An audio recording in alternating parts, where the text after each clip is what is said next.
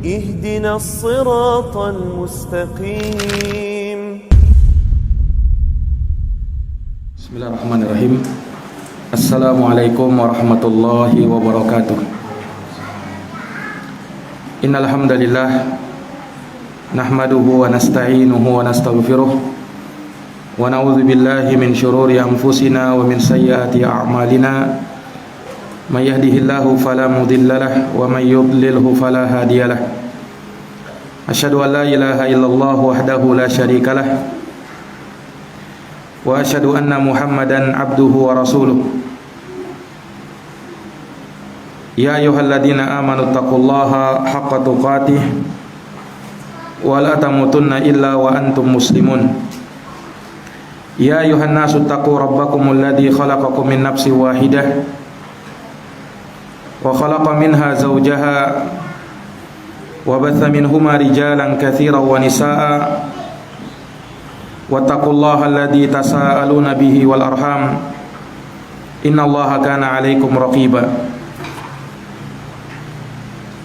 Ya ayyuhalladzina amanu taqullaha wa qulu qawlan sadida yuslih lakum a'malakum wa yaghfir lakum dhunubakum wa may yuti'illaha wa rasulahu faqad faza fawzan 'azima. Amma ba'd, fa inna asdaqal hadithi kitabullah wa khairal huda huda Muhammadin sallallahu alaihi wa ala alihi wa sahbihi wa sallam wa syarrul umuri muhdatsatuha fa inna kulla muhdatsatin bid'ah wa kulla bid'atin dhalalah wa kulla dhalalatin finnar.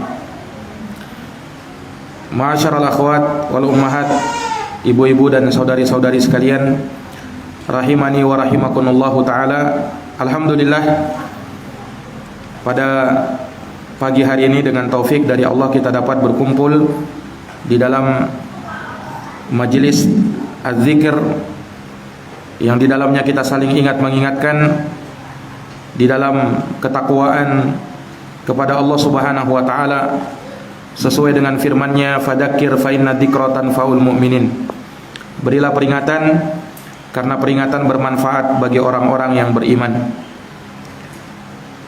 Ayatuhal akhwat wal ummahat, ibu-ibu dan saudari-saudari yang dirahmati dan dimuliakan oleh Allah.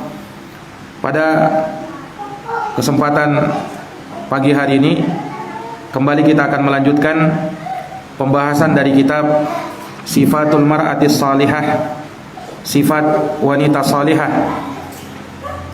yang ditulis oleh Ummu Abdillah bintu Syekh Muqbil bin Hadi Al-Wadi'i rahimahallahu au hafizahallahu taala. Setelah kita menyelesaikan di pertemuan yang lalu terkait dengan pembahasan at-tamassuku bis sunnah, berpegang teguh dengan sunnah bagi wanita muslimah, maka di kesempatan ini kita masuk pembahasan baru, yaitu adamu taqdimil hawa ala tibail haqqi wal huda. Tidak mendahulukan hawa nafsu di atas mengikuti kebenaran dan petunjuk. Tidak mendahulukan hawa nafsu di atas mengikuti kebenaran dan petunjuk. yakni seseorang tidak boleh mendahulukan hawa nafsunya daripada mengikuti petunjuk dan kebenaran yang datang dari Allah Subhanahu wa taala dan Rasulnya. Iya, karena hawa nafsu ini adalah hal yang sangat bertentangan dengan kebenaran. Hawa nafsu itu sangat bertentangan dengan petunjuk dari Allah Subhanahu wa taala dan Rasulnya. Maka tidak mungkin bertemu antara kebenaran dengan hawa nafsu. Tidak mungkin berjumpa antara petunjuk dengan hawa nafsu. Karena kedua hal tersebut adalah hal yang saling bertentangan satu sama lain. Maka di dalam beragama seseorang tidak boleh mengikuti hawa nafsu. Karena hawa nafsu apabila diikuti maka dia tidaklah membawa seseorang kecuali kepada kebinasaan dan kehinaan, baik itu di dunia ataukah nanti di akhirat. Ya, maka seseorang hendaknya menjauhi hawa nafsunya. Hawa nafsu selalu mengarahkan seseorang kepada keburukan. Nah, Oleh karenanya Allah Subhanahu wa taala berfirman di dalam Al-Qur'an terkait dengan hawa nafsu ini, ya, bahwasanya jiwa itu selalu memerintahkan kepada yang mungkar. Innan nafsa la ammaratun bisu. Sesungguhnya jiwa akan memerintahkan kepada kejelekan, illa ma rahima rabbi, kecuali jiwa yang dirahmati oleh Allah Subhanahu wa taala, yang dia tidak mengikuti hawa nafsunya. Adapun kalau dia mengikuti hawa nafsunya, maka akan menyeret dia kepada keburukan dan kehinaan baik di dunia maupun di akhirat. Nah, di sini beliau menjelaskan ta'riful hawa, definisi hawa nafsu. Apa itu hawa nafsu? Kata beliau, qala Muhammad bin Abdullah Asy-Syahir bi Ibn Malik fi Ikmalil Mu'lim bi Taslisil Kalam. Berkata Muhammad bin Abdullah yang masyhur dan terkenal dengan sebutan Ibnu Malik dalam Ikmalul Mu'lim, beliau mendefinisikan apa itu hawa nafsu. Kata beliau, al-hawa masdaru hawa syai' ahabbahu. Al-hawa itu sumber atau masdar dari hawa asy-syai', yang mananya ahabbahu, kecintaan kepada sesuatu. Jadi hawa nafsu itu artinya kecintaan kepada sesuatu. Iya. Sehingga terkadang hawa nafsu bisa menguasai hatinya. Bisa menguasai hatinya. Nah, ini secara bahasa. Hawa nafsu adalah kecintaan kepada sesuatu. Seseorang cinta kepada sesuatu karena ada dorongan hawa. Dia cinta kepada makanan, minuman, pakaian yang indah. Itu karena dorongan hawa, adanya hawa nafsu. Kecenderungan seseorang kepada pasangannya itu karena dorongan hawa. Hawa nafsu yaitu kecintaan kepada sesuatu yang hal tersebut menguasai hatinya. Nah, itu kata Ibnu Malik dalam kitabnya Ikmalul Mu'lim. Wa qala Ar-Raghibu Al-Asfahani fi Mufradatil Quran. Berkata Ar-Raghib Al-Asfahani di dalam kitab Mufradatil Quran pada halaman 849. Kata beliau, al-hawa mailun nafsi ila syahwah wa yuqalu dzalika lin nafsil ma'ilah ila syahwah. Hawa nafsu adalah kecenderungan jiwa kepada syahwat. Ini definisi yang disebutkan oleh Ar-Raghib Al-Asfahani dalam Mufradatul Quran. Hawa nafsu adalah kecenderungan jiwa kepada syahwat. Kecenderungan jiwa kepada syahwat. Maka dikatakan hal tersebut ya terhadap jiwa yang cenderung kepada hawa nafsunya. Iya. Jadi itulah hawa nafsu. Ya, seseorang yang cenderung kepada syahwat itu karena bawaan hawa nafsu. Nah, dan syahwat di sini umum. Terkadang syahwat kepada perempuan, syahwat kepada harta, syahwat kepada makanan dan minuman, syahwat kepada barang-barang yang mewah, yang indah. Itu semua kecenderungan jiwa terhadap syahwat. Nah, dan yang seperti ini, hawa nafsu itu terkadang bisa menyeret seseorang untuk melanggar hukumnya Allah Subhanahu wa taala. Hawa nafsu kalau sudah diikuti, maka terkadang dia tidak peduli dengan hukumnya Allah. Oleh karenanya, seorang muslim dan muslimah dia wajib menundukkan hawa nafsunya di atas syariat Allah Subhanahu wa taala. Iya. Sebab kalau tidak demikian, kalau dia tidak tundukkan hawa nafsunya, maka dia bisa keluar dari batasan-batasan dan syariat Allah Subhanahu wa taala. Maka hawa nafsu itu disebutkan atau tidaklah disebutkan dalam Al-Qur'an kecuali maknanya celaan. Bermakna celaan, dicela hawa nafsu tersebut dan orang yang mengikuti hawa nafsu. Karena kebanyakannya hawa nafsu dan mengikuti hawa nafsu ini akan menyeret seseorang untuk melanggar batasan-batasan Allah dan hukum-hukum Allah. Maka dia mesti menundukkan hawa nafsunya supaya tidak keluar dari syariat Allah Subhanahu wa taala. Iya. Wa qila summiya bidzalika li'annahu yahwi sahibahu fid dunya ila kulli dahiyah. Ada yang mengatakan dinamakan seperti itu, hawa nafsu dinamakan dengan hawa nafsu. Kenapa? Li'annahu yahwi sahibahu fid dunya ila kulli dahiyah. Karena hawa nafsu akan menjatuhkan pelakunya di dunia kepada setiap malapetaka dan musibah. Wa fil akhirah ila kulli hawiyah, dan di akhirat akan menjatuhkan dia kepada setiap jurang dari api neraka. Nah, inilah hawa nafsu, bisa menjerumuskan seseorang di dunia menjadi orang yang binasa, merugi dan ditimpa malapetaka. Di akhirat dia akan terjerumus ke dalam jurang api neraka, wal iyadu billah. Iya. Wa qala Ibnul Qayyim fi Rawdatul Muhibbin. Imam Ibnul Qayyim berkata dalam kitabnya Rawdatul Muhibbin pada halaman 469.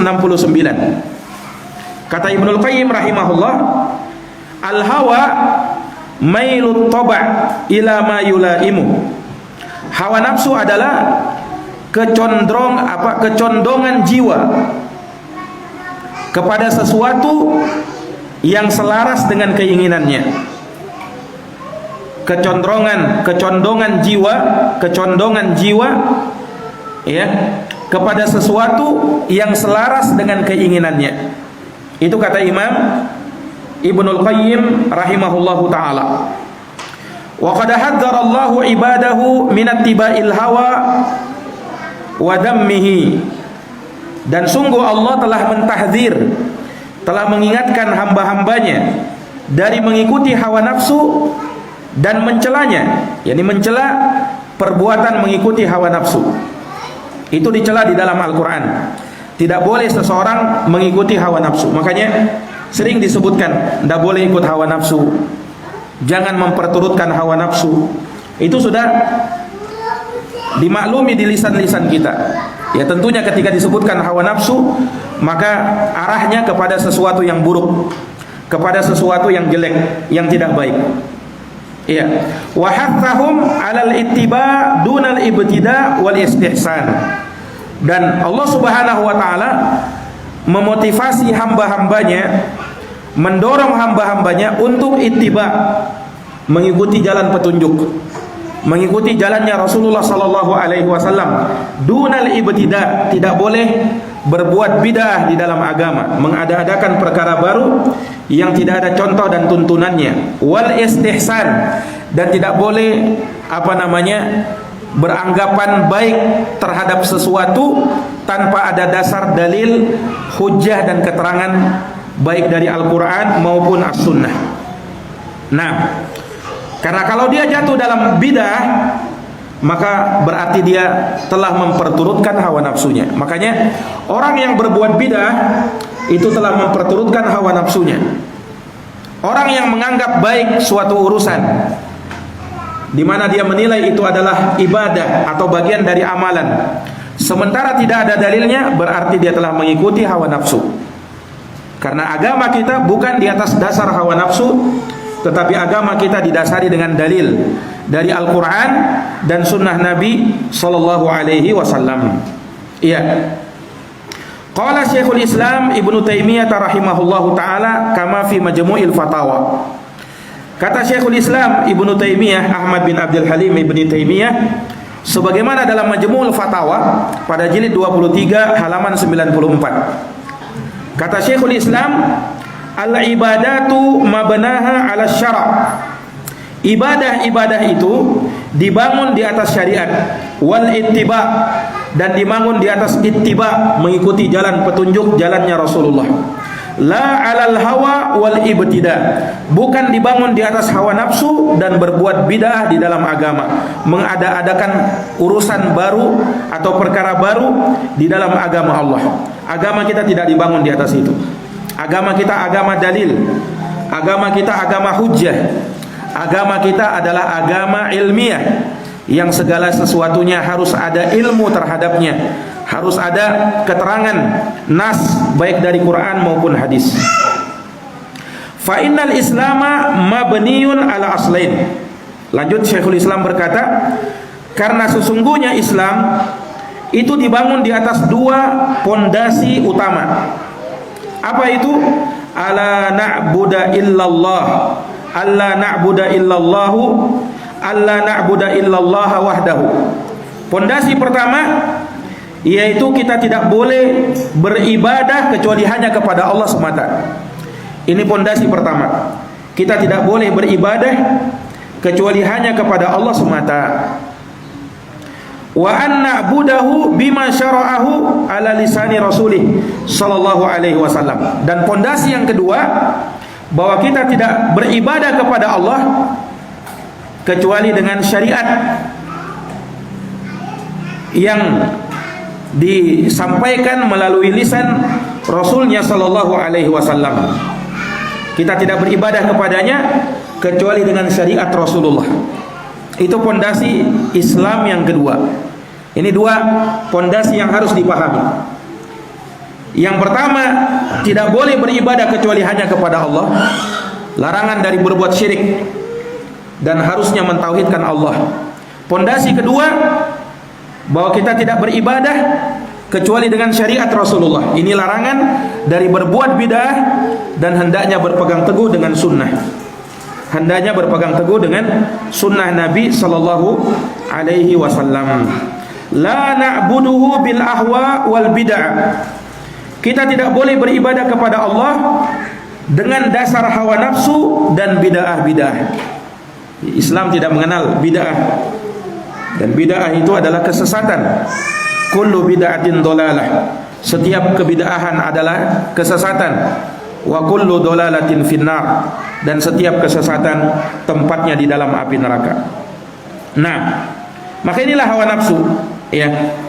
Jadi kita bisa simpulkan bahwa kalau hawa nafsu dalam ukuran secara bahasa, di mana yang namanya hawa nafsu itu kecintaan kepada sesuatu, ya, kecintaan jiwa kepada sesuatu, ya, atau sebaliknya kebencian jiwa terhadap sesuatu. Kalau sekedar ini, ya, itu belum dicela. Kalau sekedar itu belum dicela. Tetapi yang dicela adalah ketika dia memperturutkan hawa nafsunya, ketika dia mengekor dan mengikuti hawa nafsunya.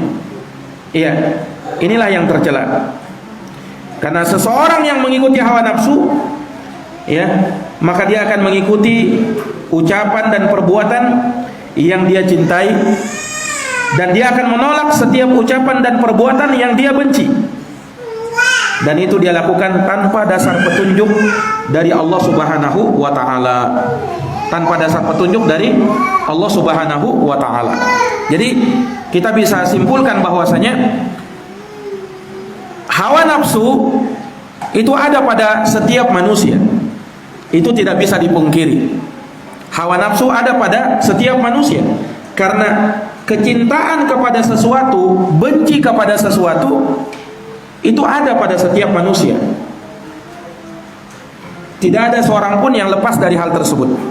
Nah, yang diwajibkan bagi kita adalah bagaimana kita jangan sampai memperturutkan hawa nafsu tanpa bimbingan dari Allah Subhanahu wa taala, tanpa dasar petunjuk dari Allah Subhanahu wa taala.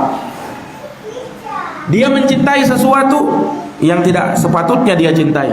Dia membenci sesuatu yang tidak sepatutnya dia benci. Dan dia perturutkan hawa nafsunya di situ, tanpa memperdulikan hukumnya Allah, tanpa memperdulikan syariat dan batasan-batasan Allah.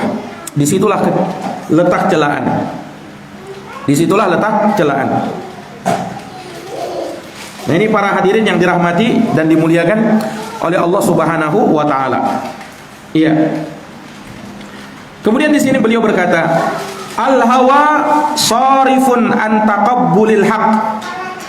Bahwa hawa nafsu ini akan memalingkan dari menerima kebenaran. Ini dari afat ittiba'ul hawa. Dari dampak buruk mengikuti hawa nafsu.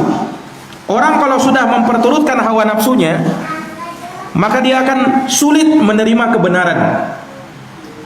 Dan dia akan menolak syariat Allah, padahal telah datang kepadanya penjelasan-penjelasan, hujah dan bukti yang sangat kuat, namun dia tidak mau menerimanya.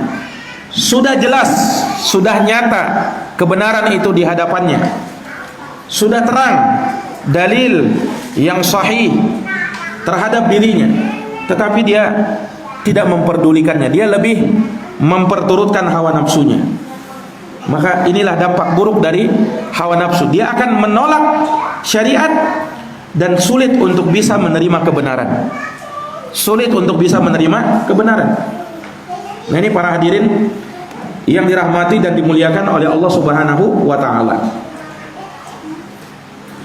Oleh karenanya di dalam syariat kita, ya, kita diperintahkan untuk mengendalikan hawa nafsu kita dan menundukkannya. Rasulullah pernah bersabda dalam hadis yang walaupun diperselisihkan oleh para ulama tentang keabsahannya, namun secara makna hadis ini sahih. Secara makna di mana disebutkan la yu'minu ahadukum hatta yakunu hawahu taba'an lima ji'tu bih. Tidak beriman salah seorang dari kalian sampai, ya, hawa nafsunya mengikuti apa yang aku bawa. Tidak beriman seorang dari kalian sampai dia menjadikan hawa nafsunya mengikuti apa yang aku bawa, yang dibawa oleh Nabi Sallallahu Alaihi Wasallam, tunduk terhadap syariat Allah Subhanahu Wa Taala. Nah, demikianlah seseorang kalau menginginkan keselamatan, maka dia harus menundukkan hawa nafsunya, mengikuti syariat Allah Subhanahu Wa Taala. Bagaimana caranya? Ya, caranya dengan menampakkan al-khasyah, perasaan takut kepada Allah Subhanahu wa taala. Iya, menumbuhkan perasaan takut di dalam diri kepada Allah Subhanahu wa taala. Inilah yang akan mencegah dia dari mengikuti hawa nafsu. Kemudian juga dengan mempelajari agama Allah Subhanahu wa taala, itu pun dapat mematahkan kita dari hawa nafsu. Iya. Kemudian juga dengan memperbanyak zikir kepada Allah. Dengan memperbanyak zikir kepada Allah Subhanahu wa taala. Ini 3 perkara yang dengannya kita bisa mematahkan hawa nafsu. Apa yang pertama? Tumbuhkan di dalam diri, di dalam hati perasaan takut kepada Allah Subhanahu wa taala. Yang kedua, mempelajari agama Allah Subhanahu wa taala. Banyak mempelajari agama Allah, menuntut ilmu, menghadiri majelis-majelis ilmu. Dan yang ketiga, memperbanyak zikir kepada Allah. Ini benteng kita dari hawa nafsu. Disebutkan di dalam Al-Qur'an, Allah berfirman di surat An-Nazi'at. Di surat An-Nazi'at ayat 40 sampai 41. Wa amma man khafa maqama rabbih wa nahan nafsa 'anil hawa fa innal jannata hiyal ma'wa. Kata Allah Subhanahu wa taala, adapun orang yang takut terhadap kedudukan Tuhannya, dia takut kepada Allah, wa nahan nafsa 'anil hawa, dan dia menahan dirinya dari hawa nafsu, balasannya fa innal jannata hiyal ma'wa, maka surga adalah tempat tinggal bagi dirinya. Maka orang yang ingin mematahkan hawa nafsu, dia harus tumbuhkan khasyatullah, perasaan takut yang dalam kepada Allah. Kemudian pelajari agama dan perbanyak zikir kepada Allah. Makanya orang yang sering mengikuti hawa nafsu adalah orang yang tidak punya rasa takut kepada Allah, atau kurang rasa takutnya kepada Allah. Kurang rasa takutnya kepada Allah. Demikian pula orang yang mudah terbawa hawa nafsu adalah orang yang tidak pernah belajar agama atau malas menghadiri majelis ilmu, tidak mau mendengarkan nasihat-nasihat kebaikan. Ini potensi besar dia akan terjerumus dalam mengikuti hawa nafsu. Dan yang ketiga, hawa nafsu akan menyeret dia manakala dia jauh dari zikir kepada Allah. Manakala dia jauh dari zikir kepada Allah. Subhanallah, kalau kita renungkan 3 perkara tadi, itu kita bisa dapatkan di majelis ilmu. Apa? 3 perkara tadi, khosyah, perasaan takut, kemudian belajar agama, kemudian berzikir, itu kita bisa dapatkan di mana? Di majelis ilmu. Karena di majelis ilmu akan menumbuhkan rasa takut kita kepada Allah. Ya kan? Karenanya ulama itu disebut di dalam Al-Qur'an, innama yakhsyallaha min ibadihil ulama. Sesungguhnya yang punya perasaan khasyatullah, perasaan takut kepada Allah dari hamba-hamba Allah adalah para ulama, adalah orang-orang yang berilmu. Kemudian di majelis ilmu kita bisa belajar agama, ini sudah jelas. Dan di majelis ilmu kita dapat berzikir kepada Allah. Makanya majelis ilmu juga disebut dengan apa? Majelis zikir, majelis untuk mengingat Allah Subhanahu wa taala, majelis zikir. Itu subhanallah bisa kita dapatkan di majelis ilmu. Nah, oleh karenanya seseorang hendaknya bersemangat menghadiri majelis-majelis ilmu, ya. Menghadiri majelis ilmu yang dengannya dia diingatkan dengan ayat-ayat Allah dan hadits-hadits Rasulullah sallallahu alaihi wasallam. Kapan dia mengikuti hawa nafsunya, maka inilah yang membuat dia sulit menerima kebenaran dan menolak syariat Allah Subhanahu wa taala. Di sini beliau sebutkan dalil dalam surat Al-Qasas ayat 50. Dalam surat Al-Qasas ayat 50. Qala Allah azza wa jalla, Allah azza wa jalla berfirman, fa illam yastajibu laka fa'lam annama yattabi'una ahwa'ahum. Apabila mereka tidak menyambut seruanmu, tidak menjawab ajakanmu, fa'lam, maka ketahuilah, annama yattabi'una ahwa'ahum, sesungguhnya mereka hanyalah mengikuti hawa nafsu mereka. Lihat, orang yang tidak menjawab seruan Rasulullah, maka dia akan mengikuti hawa nafsu mereka. Waman adallu, dan tidak ada yang lebih tersesat mimman ittaba'a hawahu bighairi huda, daripada orang yang mengikuti hawa nafsunya tanpa petunjuk. Bighairi hudan minallah, tanpa petunjuk dari Allah. Innallaha la yahdi al-qaumadz zalimin, sesungguhnya Allah tidak akan memberikan hidayah kepada kaum yang zalim. Surat Al-Qasas ayat 50. Nah, Syekh Abdurrahman bin Nasir As-Sa'di rahimahullah di dalam tafsirnya terkait dengan ayat ini, beliau berkata, dalilun ala anna kullaman lam yastajib lirrasuli wa dhahaba ila qaulin mukhalifin liqaulir rasul fa innahu lam yadhhab ila huda wa innama dhahaba ila hawa. Di dalam ayat ini terdapat dalil bahwa semua orang yang tidak menjawab seruan Rasulullah dan lebih memilih untuk berpendapat kepada pendapat yang menyelisihi pendapatnya Rasulullah, memilih ucapan selain ucapannya Rasulullah, fa innahu, maka sesungguhnya lam yadhhab ila huda, dia tidaklah berada di atas petunjuk Allah. Wa innama dhahaba ila hawa, tetapi dia berada di atas hawa nafsunya. Wal iyadu billah, dia berada di atas hawa nafsunya. Nah, ini para hadirin yang dirahmati dan dimuliakan oleh Allah Subhanahu wa taala. Dan di dalam Al-Qur'an Allah ingatkan orang-orang ahli kitab yang tersesat gara-gara ini. Dan jangan sampai kita umat Islam seperti itu juga. Allah berfirman, di dalam Al-Quran di surat Al-Ma'idah ayat 77. Surat Al-Ma'idah ayat 77. Qul ya ahlal kitab, katakanlah wahai ahli kitab Yahudi dan Nasara, la taghlu fi dinikum, janganlah kalian gulu berlebih-lebihan, ekstrim di dalam agama kalian, ghairal haq, tanpa dasar kebenaran, wala tattabi'u ahwa'ahum, dan jangan kalian mengikuti hawa nafsu, wala tattabi'u ahwa'a qaumin, jangan kalian mengikuti hawa nafsu suatu kaum qad dallu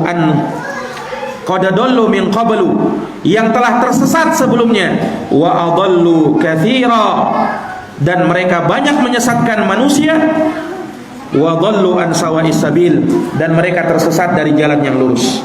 Surat Al-Maidah ayat 77. Nah, ini para hadirin yang dirahmati dan dimuliakan oleh Allah. Dan seseorang kalau sudah mengikuti hawa nafsunya, ya, bahkan di dalam urusan agama seseorang bisa mengikuti hawa nafsu. Jadi hawa nafsu itu bukan hanya sebatas seseorang yang dia tidak bergerak di dalam agama Allah. Terkadang orang bisa mengikuti hawa nafsu dan dia berada di atas suatu amalan, dan dia menyangka bahwasanya amalannya tersebut adalah amalan baik, padahal dia telah mengikuti hawa nafsunya. Hawa nafsunya. Nah, makanya ahlul bidah, orang yang berbuat bidah di dalam agama, itu dinamakan oleh para ulama salaf dengan ahlul ahwa. Ahlul bidah itu dinamakan dengan ahlul ahwa. Nah, dan setiap orang yang berpecah belah, yang tidak bersatu di atas agama Allah dan menyelisih Al-Quran dan Sunnah dengan pemahaman salaful ummah, maka dia disebut ahlul ahwa, yang mengikuti hawa nafsu, yang mengekor kepada hawa nafsu, dan sekaligus dinamakan dengan ahlul bidah, orang-orang yang berbuat bid'ah di dalam agama. Karena mereka ini tidaklah menerima, ya, karena mereka ini menerima apa yang mereka cintai saja sesuai dengan hawa nafsunya, dan akan menolak apa yang mereka benci, dan itu sesuai dengan hawa nafsunya. Dia kesampingkan agama Allah Subhanahu wa taala, dia tidak pedulikan. Nah, ini para hadirin wal hadirat yang dirahmati dan dimuliakan oleh Allah Subhanahu wa taala. Nah, kemudian di sini beliau sebutkan hal yang terakhir, ittiba'ul hawa wa dalalun. Ittiba'ul hawa dalalun wa ghayyun. Mengikuti hawa nafsu adalah kesesatan dan penyimpangan. Itu konsekuensi dari mengikuti hawa nafsu. Apa? Kesesatan dan penyimpangan. Mana dalilnya bahwa mengikuti hawa nafsu adalah kesesatan dan penyimpangan? Di sini beliau sebutkan 3 dalil. Dalil yang pertama, surat Shad ayat 26. Dalam surat Shad ayat 26, qala Allah Ta'ala berfirman, ya Daud, inna ja'alnaka khalifatan fil ard. Wahai Daud, sesungguhnya kami menjadikan engkau khalifah, penguasa di muka bumi ini. Nabi Daud alaihi salam menjadi seorang raja. Fahkum bainan nasi bil haqq, maka berikanlah keputusan di antara manusia dengan kebenaran. Wala tattabi'il hawa, kemudian Allah ingatkan Nabi Daud, dan janganlah kamu mengikuti hawa nafsu. Seorang nabi diingatkan jangan sampai memperturutkan hawa nafsu. Kenapa? Fayudilluka an sabilillah. Nah, ini dampak akibat dari mengikuti hawa nafsu, karena kamu bisa tersesat dari jalan Allah. Hawa nafsu akan menyesatkan kamu dari jalan Allah. Ini menunjukkan hawa nafsu itu menyesatkan. Innalladzina yadhilluna an sabilillah, sesungguhnya orang-orang yang tersesat dari jalan Allah, lahum adzabun syadid, bagi mereka azab yang pedih, bima nasu yaumal hisab, karena mereka telah melupakan hari perhitungan amalan, hari hisab. Surat Shad ayat 26. Nah, ini sangat jelas bahwasanya mengikuti hawa nafsu itu bisa menyesatkan dari jalan Allah. Dan ini yang diancam adalah Nabi Daud alaihissalam. Kalau Nabi saja diancam seperti itu, maka bagaimana lagi yang bukan Nabi? Tentu lebih utama dia akan tersesat karena mengikuti hawa nafsunya. Nah, maka jangan coba-coba mengikuti hawa nafsu. Berbuat bid'ah di dalam agama akan tersesat dan akan semakin jauh kesesatannya. Orang kalau sudah tersesat, maka dia akan semakin jauh. Falamma zagu azaghallahu qulubahum. Tatkala mereka berpaling, Allah semakin buat mereka, hati mereka semakin berpaling. Fi qulubihim marad fazadahumullahu marada. Di dalam hati mereka ada penyakit, Allah tambahkan lagi penyakitnya. Nauzubillah, terkadang seseorang dikena istidraj, ya, perlalaian, di mana dia tenang di atas kesesatan, tenang di atas mengikuti hawa nafsu. Nah, itu padahal adalah istidraj dari Allah Subhanahu wa taala. Dalil yang kedua, beliau sebutkan di sini di surat Al-Qasas ayat 50.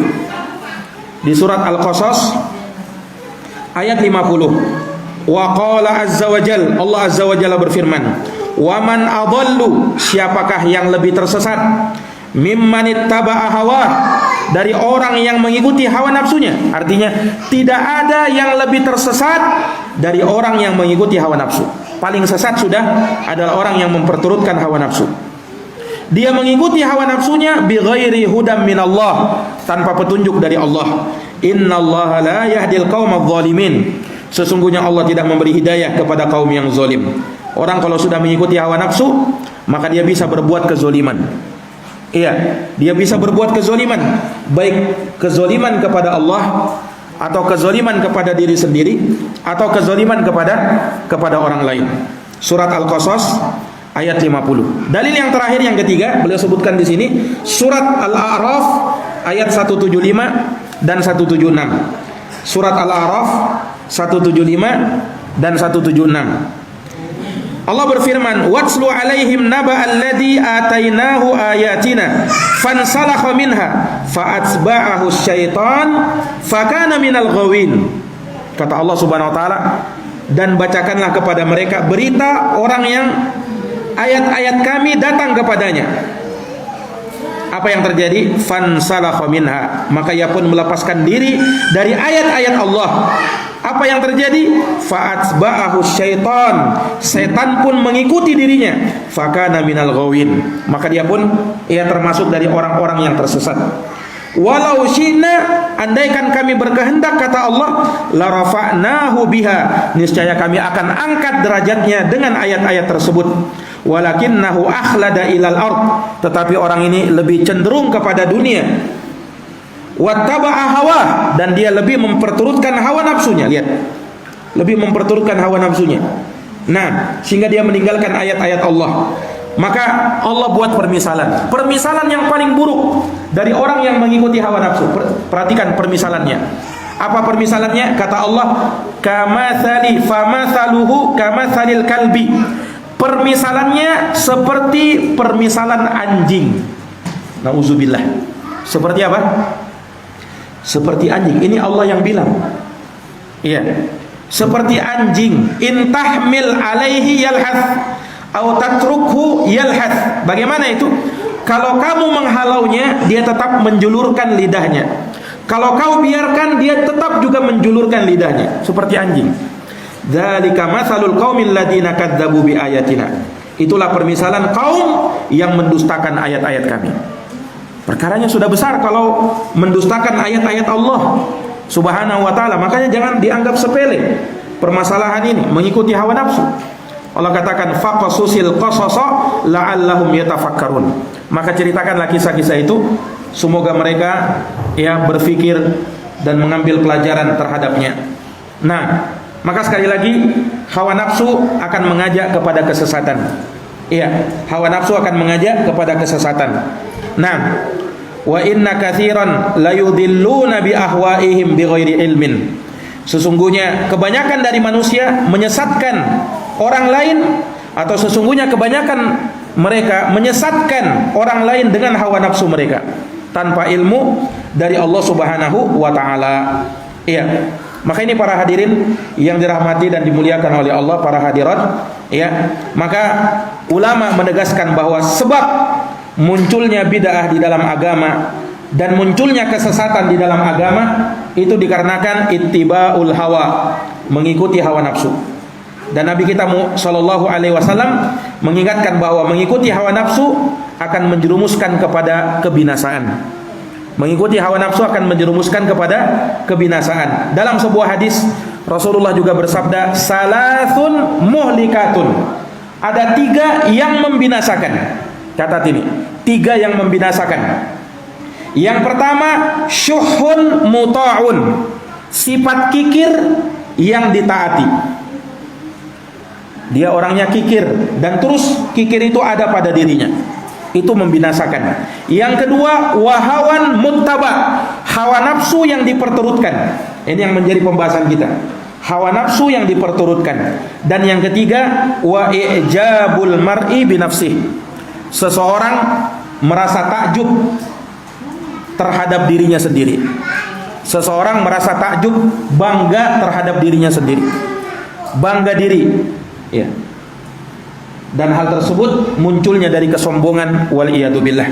Maka ini para akhwat dan para ummahat, a'azzani Allah wa iyyakum, dari celaan terhadap hawa nafsu, dan bahwasanya mendahulukan hawa nafsu ini akan menghalangi seseorang dari mengikuti jalan petunjuk dan jalan kebenaran.